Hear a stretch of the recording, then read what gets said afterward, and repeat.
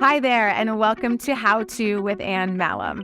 When deciding to do this podcast, I really wanted to create something that could give people real tools on how to execute on certain things. So often we talk about things on such a macro scale that, yes, leaves people inspired, but with no real idea on what the steps are to make something in their own life happen. I challenge and encourage and probe my amazing guests to get granular and specific on their strategies, their mindset, their tactics, and their methodologies so that you can learn practical, actionable steps to best optimize your confidence, career, health, and wealth. Hey, everybody, and welcome to the How To podcast with Ann Malum. I am thrilled to have Coach Burt with us today. And Coach Burt's How To is how to unlock your prey drive. Now, what does that mean? Prey drive is defined as the instinctual ability to see something optically with your eyes or in the mind and have the fortitude to pursue it. A little bit about Coach Burt. He is considered America's coach, a unique blend of a former championship basketball coach combined with a deep methodology of inner engineering people to produce at a higher level in the business world. Coach Burt found his unique voice early in his life at the age of 15 by starting his basketball coaching career with the junior pro basketball team. Now, at 42 years old, Coach Burt speaks around the world on his books and growth methodologies and is the personal coach to some of the top performing companies in the world. His popular programs, the Online Monster Growth Academy, and structures are used by business people who want to get a significant increase in their business by using a specific formula Burt has cultivated over the last 27 years. Coach Burt, thanks for joining us and great to have you here. Glad to be here. Thank you. This is people need more how-to. They need more direct instruction on how to do things. So I think it's a great title and I'm honored to be here. Yeah, thanks. And I agree. Sometimes we sort of know why we want to do things and what our passion is, and it's sort of figuring out how to put that in implementation and execution. So if you could just start by giving our listeners a little bit of overview about yourself. And obviously the thing that stood out at me in your bio is 15 years old and you're already coaching and how you got people to take you seriously at that age. But give us a little bit of history about your life. I started coaching very early in life. I had great people who just, one question led to my calling. And it was at 15 where a gentleman said, man, would you help me coach this basketball team? And I was a point guard on our local basketball team. And I started coaching at that time, 9 to 12-year-old kids at 15. The minute I started coaching, I knew this is what I was supposed to do for the rest of my life. So that sped up my trajectory. Because from there, I went from junior pro to being an elementary coach, from elementary to being a assistant coach at a high school, from there to being a head coach at 22 years old. So I was really in the fire very early in life, trying to figure how did this happen? How were you good at this at 15, and where did that come from? Was it more innate? Did you pick up on lessons? It seems such a very early age to understand how to motivate and inspire people. When I was 6 years old, one of my baseball coaches said to me, it was a female baseball coach coaching Little League Baseball, when you grow up, you're going to be a great coach. One of these days, you're going to be a great coach. And I went back and asked her many years later, how did she know? And she said, you were always inquisitive. You're always the most curious kid on the team. You were already directing and guiding. And see, I was raised by a single mom who worked 2 or 3 jobs. And so when she was working her jobs, she would take me to the baseball field where I would stay for hours and hours. And that was like my babysitter. So a woman down there who was a coach babysat me. So imagine me going down there every day after school from the time I'm 6 throughout my whole early childhood. And I'm around coaches. I watch coaches take care of kids. I watch how they mentor people. And I made up my mind very early in life, man, everybody needs a good coach in their life. So it was a little bit instinctual. A lot of it had to do with environmental. From a psychology perspective, I was around coaches a lot. That's who raised me. And that's really why I became a great coach, because of some of the people who mentored me.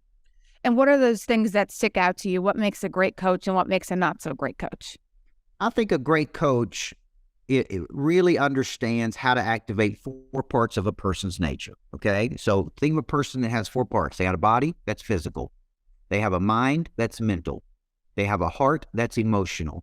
They have a spirit that's spiritual. That produces knowledge, skill, desire, and confidence. Okay. And once I learned that formula, I started going, okay, how do I grow my players' knowledge? How do I grow their skills?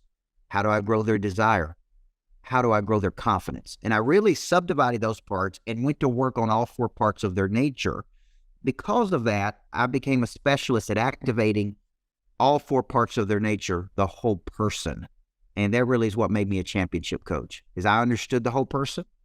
Most people focus on one skill. Like if you do physical work, right? That's only one part of a person's nature. So most coaches think, well, we'll just practice more. Yeah. We'll just practice harder. But there's actually missing 3 dimensions of their nature when they do that.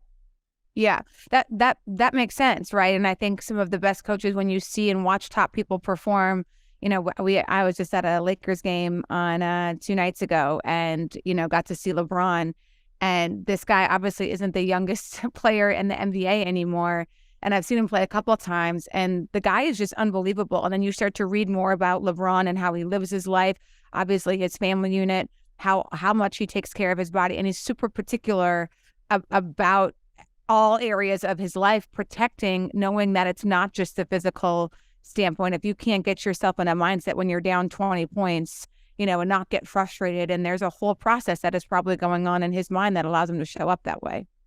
Yeah, and you see the top, I study the top 1% of performers. That's one thing I talk about in the new book, Flip the Switch, is if you want to be a top performer, and that doesn't mean money earners necessarily. There's top 1% of firefighters. There's top 1% of teachers. There's top 1% of, and so what I'm really studying and interested in is what are the attributes and habits of the top performers in the world? And, one of those is intrinsic motivation. They have deep because goals, big reasons they do things when they don't feel like it. They have a remarkable boldness about them. They typically have grit and resilience, high levels of grit and resilience, and they have the ability to lock in and see things through to their conclusion. So 1% people are very particular because they have a desire to be the best at what they do, And Burt and Coach Burt, do you think that's innate? Do you think people are born with that? Do they learn that? Does something happen in their life where that develops? What causes, those people who rise to the top? When you've worked with these folks, where does that come from? I think typically they are exposed to something. One of the primary activators of prey drive, which is instinct to pursue, is exposure. They see something. They're around something. There's all types of psychological viewpoints on nurture or nature. But in my experiences of 31 years of coaching people, not everybody was great as a kid. Not everybody started doing something at 2 years old like Mozart or Tiger Woods at 6 months old on a golf course. Although that speeds up the cycle. What I have found in my life is that somewhere, somebody came along and they were exposed to something. They saw something with the eyes. They activated their imagination and said, man, one of these days I want to grow up and do that. That's been my experiences.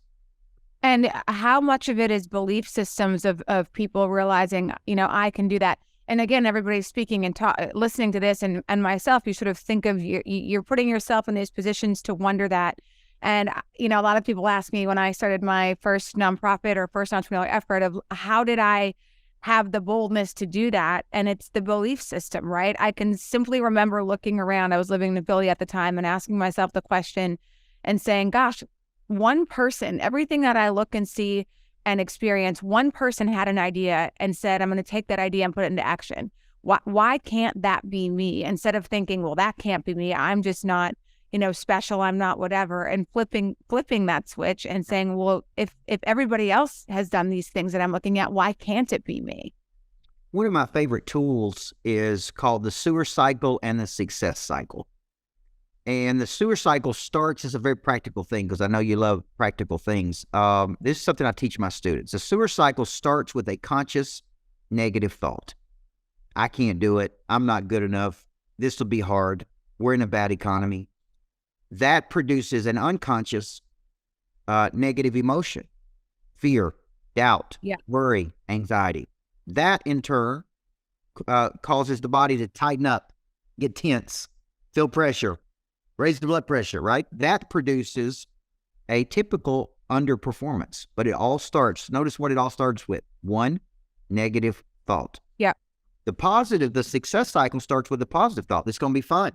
This is going to be exciting. Man, I can go write a Wall Street Journal bestseller. I'm qualified to do this, right? Which then sends that to the body to where it's relaxed, where it sends joy chemicals. It's fun. It's going to be exciting, right? Now I'm loose. Now I perform at a much higher level. That one thing all started with one conscious thought, like you saying, I can do this. Now, the question becomes, where did that come from? Where did that boldness come from? So when you study remarkable boldness in people, I remember John Dorenbos I did an event with John Dorenbos once. Remarkable story. He's in the NFL. He was on America's Got Talent. While he was in the NFL, he would practice all day in Philadelphia, get on a plane, fly to California, shoot the show America's Got Talent, got more votes than anybody as a magician.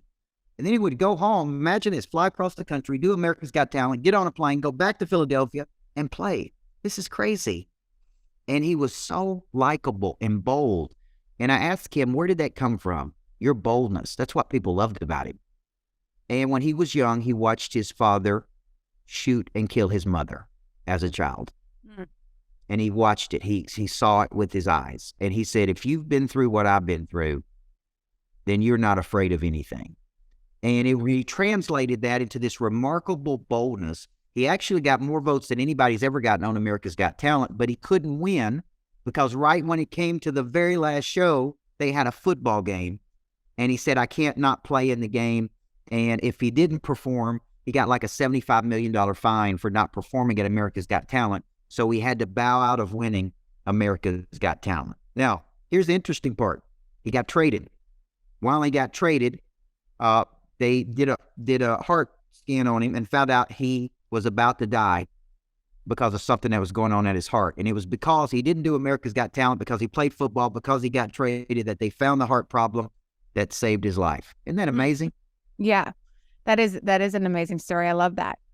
And how do you think when because we all have an identity about ourselves and we say things to ourselves, and you hear a lot of people say, well, that's just not who I am. This is who I am. And we lock ourselves into an identity. Can you talk to us a little bit about change? Because I think that it's really easy for people to succumb to that idea.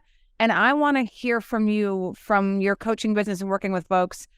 When you meet somebody, are you like they either have it or not? Or do you see them and you can get them from here to here? I want to understand that a little bit more. Again, I'm trying to get into the innate people just have these things or not, or you can learn and teach, and how much progress you can actually make from where you are today to where you want to go. The biggest group of people I see is what I call highly talented yet undercapitalized. Highly talented, undercapitalized. Okay. These are people who have raw talent and potential being kinetic energy that's stored until activated, and they have a skill. They just have not found that skill. They have not refined that skill. They don't know how to package that skill, and they don't know how to market that skill. So basically what I see is all these people who have not really found their primary skill. Now, go back to your days of going to school and ask, how many classes did you have in finding your talents? How many classes did you have in finding your unique ability? How many classes did you find, right? So what I see is a lot of people who are doing the wrong thing. They're very talented. They need direction and guidance in how to find their unique skill set, and then take that skill set, package it up, market it to the world, and go do what they're supposed to be doing. In essence, find purpose and then convert that purpose to profit in some way.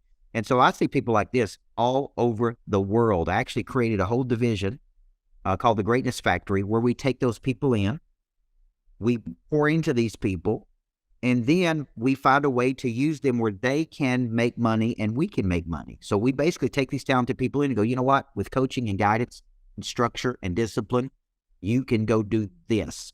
It could help us. It could help you. The only thing you're missing is a coach. So talk to us about some of those stories then, because again, I'm sure there's people listening who are like, well, how do I do that? Yeah. How do you harness and pull out and figure out, and talk to us about some of the talents that you've been able to help people discover that they have? Most people, when you think about it, 87% of people, they say, never find their purpose. They live their entire lives and never find their purpose. So you say, well, how do you find your purpose? Well, I think purpose actually finds you. So what I find is that people are going down a path. They're doing something to make money. They've got a curiosity and passion over here for something. but they can't figure out how to cross the bridge between the skill and that. So what we do is we take them in and we go to work on these 4 things: knowledge, skill, desire, confidence. I have a filter to help them find that primary skill. Then I show them exactly how to package that skill. Means how can the world absorb your skill? Some of them want to write books. Some of them want to do this, right? And I basically show this is packaging. Anything the consumer can feel, touch, taste, or see. How do we take your brilliance and put it into something? Now, then how do we distribute it? If work is a distribution channel for talent, how do I help you find your talent and then find the work that you're supposed to be doing? See, I've been doing this my whole life. And I was lucky and fortunate. I don't know why I found my talents and skills at 15. Now, imagine me doing that for 30 years.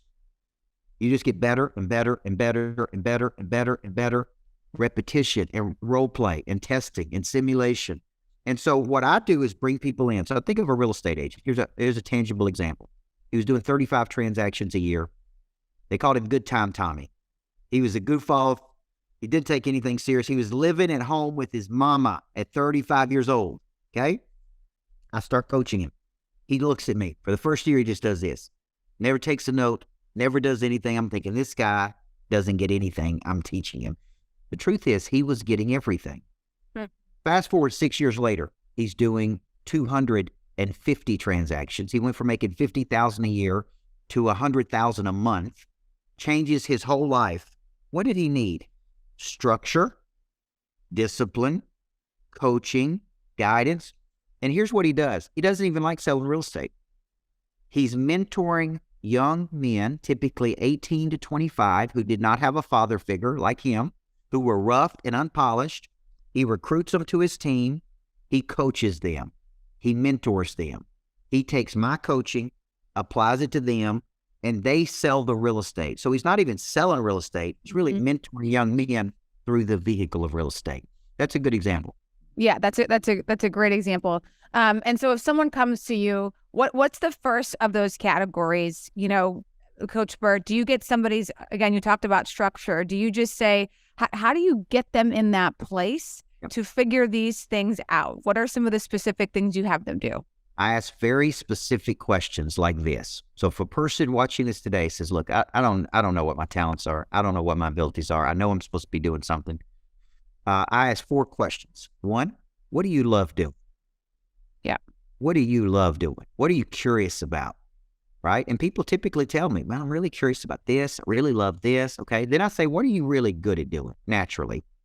And so, well, then they say basic things. I'm good with people. I'm a hard worker. And I'm going, no. Let's go a little bit deeper than this. What are you naturally talented at? Okay. Let's talk about talents in a different way. You take something complicated and make it simple. You can connect to people. You make people feel comfortable. You can do this. And then they start telling me, oh yeah, people tell me I'm really good at this. I go, okay, good. Let's call that talent. I said, where is there a need in the world that you can fulfill? That you could solve a problem. Money changes hands when problems are solved. What problem could you solve and for whom? And they say, well, I really always wanted to do this. Okay, good. What is your conscience telling you you're supposed to be doing? If we fast forward to 84 years old, what do you want to spend your life doing, helping people do? And most people, when I pin them down with those 4 questions, these are questions I asked my wife. My wife at 30 years old, come to one of my workshops. Her company told her she had potential. They said, go see this coach. He can help you. She didn't know she was going to pick up a husband at the workshop. But she came to the workshop. After the workshop was over, she walked up to me and she said, look, I think I got some talent. My manager tells me I have some potential. I said, what do you love doing? She said, I love cooking. I love hospitality. I love taking care of people. I love design. Okay, great. What are you really good at doing? And she started telling me, man, I could see something and redesign it. And she went through the cycle. And then I said, let me ask you a question. Why are you selling cell phones for Verizon? Why are you doing this when you're really good at these things? She said, I don't know. I just didn't know what else to do. And now she manages all of our real estate around the country. She handles all the hospitality for our retreats and boot camp for our coaching business.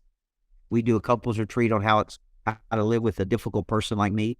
We call it living with the monster. Now she's stepping in. She's got her own coaches, right? She's in a coaching program with women. Now she is stepping into her potential. But at 30 years old, she didn't know where to go. She didn't know what to do. She just knew she had something. And so I bring structures, right? Like the exercise I did a minute ago, the sewer cycle and the success cycle. How do you find your voice and calling? And what I do is I force a person to think harder about what are you supposed to be doing? What are your skills and talents? How do we market these to the market? And so it awakens people to their true potential because nobody ever coached them on these things. Can you say them again, Coach Burt? So it's what do you love doing? Question 1, what do you love doing? That's passion. Number 2, what are you good at doing naturally? Like what comes natural to you? That's talent. Okay. Number 3, where is there a need in the world that you can fulfill? Doing what you love and what you're good at. And then 4, what is your conscience telling you you're supposed to be doing? There's a group you're supposed to be helping. There's people that you want to give back. There's a certain, right? It's like, man, I'm supposed to be helping kids. I'm supposed to be doing this. I'm supposed to be working with women. I'm supposed to be working with these type of women. I'm supposed to work with these men. That's the 4 questions. At the intersection, typically you can help a person find their voice or calling in life. Yeah, and I'm gonna show how right you are. So when I was 25 to 27, I was very lost. I knew I was supposed to be doing something. I didn't know what it was. And I was to the point where you're like, just someone tell me. I'm ready. I can feel I'm ready. I just don't know what it is.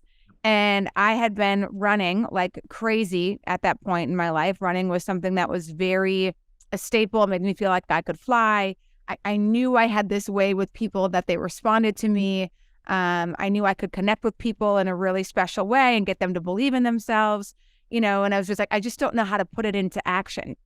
Lo and behold, running by a homeless shelter and see these group of guys that I started to have a relationship with. And I'm like, wait a minute. Why don't I start a running club? Why don't I share this gift? These guys remind me of my dad who had his fair share of addiction issues. And I'm just like, this makes sense. And I could feel it. I'm like, there is something here pulling me toward this that feels so natural and innate to me. And ended up starting this running club. And after 6 weeks, realizing this is what I'm supposed to do with my life. I'm the perfect person to do this.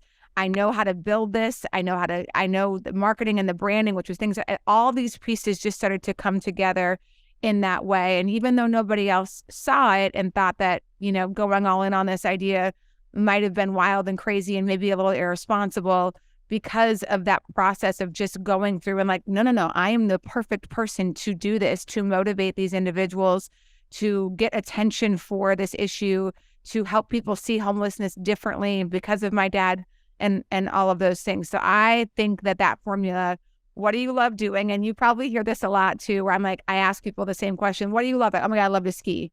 Yep. And they go skiing twice a year. That's the thing you love doing the most out of anything. And you're only allowing it for, twice in your life. Yep. And then, the natural talent of stuff. And I love how you push people to get granular, Coach Burt, on what that means and really understanding that aspect of how people respond to you. Do you recommend people do any personality tests? What if someone says to you, I really don't know what that is? How do you encourage them to find that piece out, to find what they're naturally good at? Yeah, I mean, I think that none of those hurt, right? If you do strengths finders or if you do Colby Index where you're naturally inclined and you're in your strength zone to do something, I don't think any of those things hurt you by taking them. And so a lot of times when I'm interviewing people, I'll say, hey, take a strengths finder.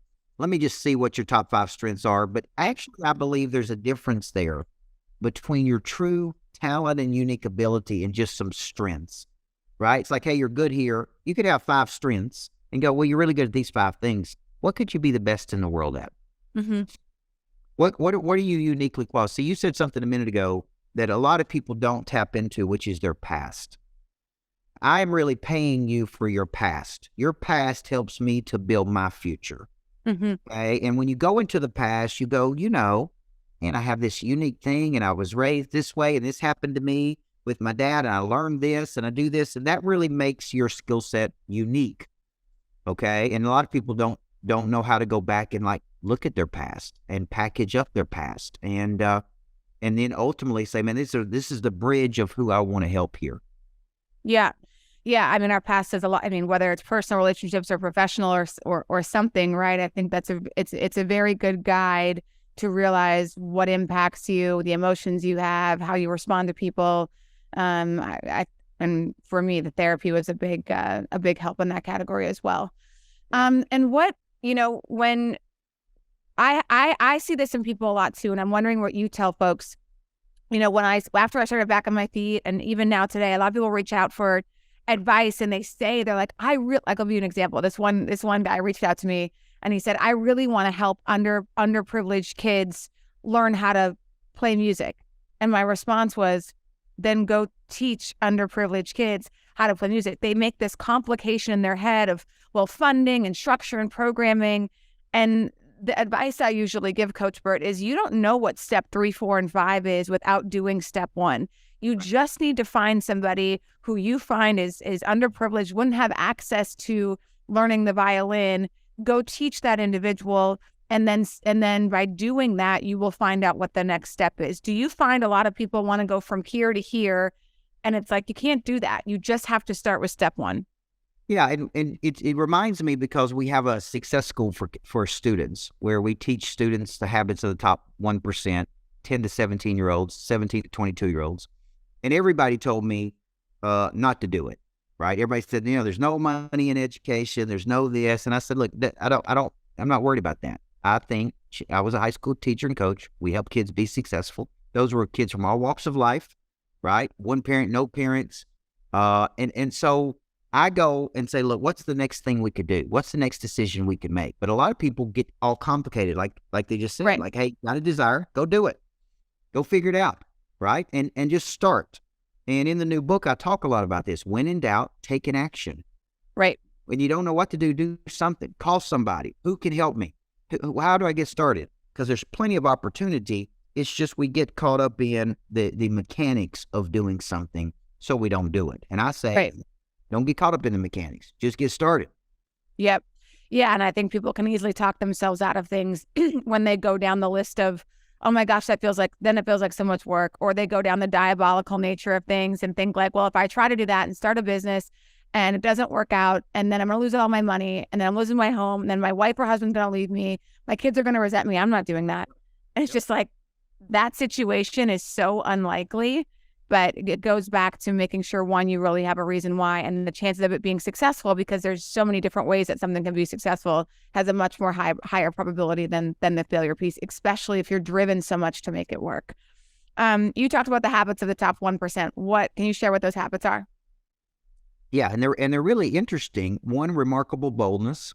When you see people at the top, they have not just a confidence, they've got a contagious confidence. They've got a boldness about it. Can you share a story or so people know what that means? Speak of it this way. They're not afraid to take a stand. They're not afraid to stand up for what they believe in.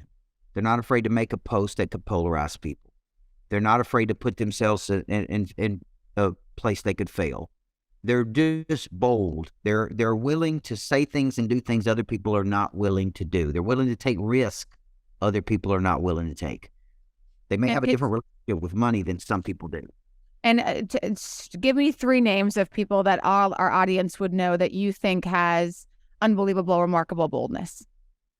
Well, when I think about some people, I mean, whether you like them or not, Trump would have a boldness about him. Yeah. A remarkable boldness. I think, I don't know if people know, Tim Grover's one of my buddies that wrote Relentless. He was Michael Jordan's coach. He has a remarkable boldness about him. And then some of the people, I'm thinking about just top people I coach that are real estate people that people wouldn't know. But it's like the number 1 real estate agent I coach is a female out of Florida, does 2,000 deals a year, Veronica Figueroa. She's just bold, right? She don't care if you like it, don't like it, like her, don't like her. That's just one of those things when you think about the people you admire. Think about the people you respect. Think about the people who are doing big things in the world. Elon Musk, but remarkably bold, right? Yeah. Willing to take risk. Bezos, you take people who've done big things in the world. Man, they took a bet. They took a gamble. They bet on themselves. They kept going when other people wouldn't keep going. That's how I want you to think. And most people, unfortunately, don't operate with that. They operate with timidity. They operate with fear. They operate with, I don't know if it'll work or not, so I'm not going to do it. And do you think that is, again, this desire, Coach Burt, to just people don't like conflict. They want to be liked. They don't want to upset anybody. They don't want to, that the majority of people are so concerned with that. I think it's environmental, to be honest with you. I grew up in Tennessee, the Bible Belt, where you don't talk about money, you don't ever appear to be bragging about yourself, and when you're actually just sharing, you're bragging. So that was very much the way I was raised. You don't talk about yourself, you don't brag, you don't boast, you don't post on social media about yourself, you don't promote yourself, it's very much a way of life. And then I was going to New York City, New Jersey, where people were more blunt, more to the point, more bold. They move faster, they think faster. Or I was going to Miami, or I was going to LA. And when I travel around the world, I see different cultures about what's appropriate or not, so I think some of it is the desire to be liked is so strong that we would rather be liked than be respected. And it really does bother us when people say negative things about us. Yeah. Yeah, it is so fascinating, and it's a really hard thing to get out of this desire to be liked. And most people, again, especially in any kind of serpent, we let our pleasantries, our whatever. And you're right about Trump. I mean, again, like him or not, he does what he wants to do, and he's extremely polarizing. But he's also been very successful in that way. And I think the most people that if that's something you want is to be, successful in that, right, you've got to get very clear on what it is your vision is for yourself, and saying no to certain things and saying yes to the right things. There's no one who really makes it in that regard that's playing in the middle. Yeah, and playing in the middle, I mean, I used to have a guy who used to say, if you stay in the middle of the road, you get hit by cars coming in both directions. And I love that. I love that. Not having something to say, not being bold, not believing in yourself, not putting it out there. You're really never going to do anything big in the world if that's going to continue to bother you, right? Yeah, totally. And I own fitness companies, and the people who play in the middle are the people who lost, right? You're talking about Crunch, you're talking about Lifetime Fitness, who has this, Equinox is $400 a month, and Planet Fitness is 10. Anybody who was in the 150, where it was like, who's your target audience here? Right. And those are the companies that didn't make it, are rebranding and doing something. So a middle of the road brand is just not, to your point, boldly remarkable. That's right. Yeah. So that's one. So yeah. Then you've got intrinsic motivation. I talk about this in the new book, Flip the Switch. I actually believe, I have a little bit of a controversial view on finding your why. And a lot of people say you had to find your why to do something big. Obviously, that's a big Simon Sinek a book, who I think is a genius, by the way. And this is in no way personal toward him, but chapter 3 of my new book is called Screw Your Why. And let me tell you why. I believe I can know my why and still not be motivated. I believe I can know my purpose. I know God put me on this earth to coach people, but there's days I don't feel like coaching people. So I actually like what's called because goals better than find your why. A because goal is a big reason I do something when I don't feel like it. Okay? Because of this, because I don't want to go back, because I don't want to go back to where I came from, because I grew up this way, because I don't want to, because a person helped me, I want to help them. I like because goals better than find your why, because I believe you don't find your purpose. I believe your purpose finds you. Mm-hmm. Yeah, that's it. I think same thing. It's never just one thing. I always love when people are like, oh, what's the one piece of advice to be successful? And I'm like, it never works that way, right? If there was one thing that we all could be doing to be healthy, you want to be healthy, you got to sleep, you got to work out, you got to drink water, you got to eat right. It's a bunch of things that contribute to, to the success. So it's not just the why, it's the how. It's maybe there's 4 whys, 4 hows, but you need to, continue to build that list. Okay, what's number 3? Number 3 would be connection. They treat everybody like family. The top 1% are incredibly good at connecting to people, right? It's authentic, it's real, they care about people. Connection, when you really if you looked at the top 1% of people, let's say in business, and how they treat people, it would be far in excess of how they treat people than average people. They just really know how to connect and build relationship with people. And so connection is something that can be taught. I thought I was a good connector until I had coaching for about 6 months with one of the top people in the world on connection. What is connection? What is intrinsic validation? What is agape love? What is, because I wasn't raised that way. I was raised real tough by a single mom, and we didn't talk about things, right? Like when you knew you're not mad at each other when you talk to each other again. So it's like when I started getting this coaching, I'm like, oh my gosh, it's so at first like touchy feely, and that's not who I am. But then after I got into it, I'm like, man, this is so good. I need to be better at connecting to people. And sometimes connection is just when a person tells you, man, I'm having a rough day, instead of going, oh, okay, just you say simple things like, tell me more about that. Yeah. You think about people more. You care about people more. You listen more. You respond better. So when you really study the top 1%, they're great at this. They're really good at this connection skill. Yeah. And it's authentic. It's not, you can tell when you can tell when someone's just like, whether a bullshitter or something like that. But when you feel the real authentic connection, my boyfriend's really good at that. He really makes people feel seen, and you can tell he really cares, the questions he's asking people. That's great. Work at it. And the truth is, most people use personality technique, which is they know how to smile, they know how to say the right thing, they know how to make people feel good. But big time people can see through that. And so you really want it to be real and authentic. And it's an art. You really have to work at it. You really have to work at it to be great at it. Amazing. Is there a fourth one? Yep. After we get through connection, then we got ability to lock in. They have this uncanny ability to see things through to their conclusion. They don't start and quit.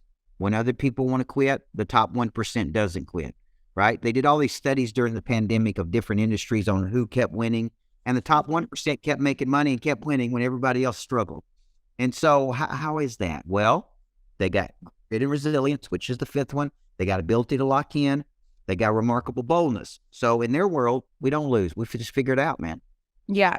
We just figured out. So ability to lock in is something I actually see as a coach that people struggle with. I owned a gym for a period of time in F45, and they brought me in to try to turn it around because they were in debt, and they figured out, and they and people knew me locally in the city I lived in, so they thought we're going to bring him in, we'll make him kind of the ambassador, and it worked for a period of time. We were able to bring in X number of new members, but they were so far in debt, and it was during COVID, I couldn't turn it around. And it taught me, A, that I didn't ever want to own a gym again. But B, it was a study in human nature. People start and they quit. They start and they quit. First week, it said, come work out with Coach Burt. 17 people showed up to work out with me at 6 a.m. By day 2, it was 14. By day 3, it was 12. By day 4, it was 5. By day 6, it was one little dude that showed up all week to work out. And he stayed as a member, but the other 16 people fell off the wagon. Now, here's the deal. They didn't have the ability to lock in. They lacked this ingredient. So ability to lock in is 4, and then grit and resilience is 5. And so, there's a lot of studies on grit. It's, Duckworth probably is the most known person that wrote the book Grit. But the top 1% just have a gritty nature. Yeah. It's really hardcore. It's raw. It's they don't quit, man. They just quit. On the lock-in piece, I think Dr. Huberman said this, and I love this line, be very wary of things that cause an immediate dopamine release that take very little effort. And I think that is the main difference with a lot of people. We're all looking for the immediate gratification of now and now and now. And those decisions are usually bad for you long-term, right? It's the alcohol, it's the candy, the sugar, the things that are going to release the dopamine right now that you pay the price for. So it's finding those things that give you, again, you feel great when you go to bed at night because of all the wonderful quality decisions that you have made that served you today and are also going to benefit you tomorrow. And they can seem a little monotonous and boring, but you realize day in and day out of making those right decisions about food, about hydration, about moving your body, vitamin D and sleep. You're just like, man, you just feel good all the time. You don't need the immediate dopamine releases through the drugs, the sugar, the alcohol, all of that stuff. Yeah, I think it's a great way. I think it's a great way of looking at it. And it's a feeling that you have when you do what you said you were going to do. And right. At the gym I go to now, I box, and I like it. I like the concept because it's X number of boxing, then it's functional fitness. And But if you sign up and you don't go, there's a $12 penalty, right? They run your credit card for that $12. And it's crazy how that little consequence will get you to go, right? Because I wake up at 4:20, I'm like, I don't feel like going. And it's like, man, I'm not paying $12. Yeah. I'm not giving them $12. Right. Just 'cause I Right. can't get my butt out of bed. And then I go, and then I'm done at 6 a.m. And I'm like, man, that was awesome. I feel so much Yeah. better. Days are better. The conditions are better for me to perform at the highest level. And I talk about in the book, the amateur and the pro, is that the amateur dabbles and the pro decides. There's habits of pros and there's habits of amateurs. And until you make a decision to be that pro, you're never going to make the pro money. You're never going to be considered a pro. And there's really a delineation between those habits, between those people. Yeah. Yeah. I couldn't agree more with that stuff. And for people listening, guys, it's just, it's just starting. You have to make the first step and start and do those things, and you're going to get more information. And that's, I think, a big problem is people are just so afraid to start because what if they choose wrong? And it's like, it's more information. You have to take a step so you get more information. I ask some questions, some questions of everybody on the show, and I'm curious on two for you. My first one is, what do you think causes people to change? Pain. Everybody has said that. Literally every guest I have had. There's a formula. Okay, this is a pretty cool formula that a guy taught me many years ago. Change is a function of pain or potential. Okay, but there is a cost of that change.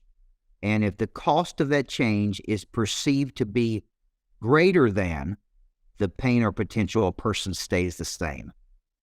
If the cost of the change is perceived to be less than, so think of it as a math formula, because I draw it up. Change equals F, function, and then in parentheses, pain or potential, and then there's a cost. So it's either greater than or less than. And if a person thinks, man, I want to change, but it's going to cost me this, it's going to cost me this, and there's too much friction, I don't want to do it, I'm just going to stay where I'm at and complain about it.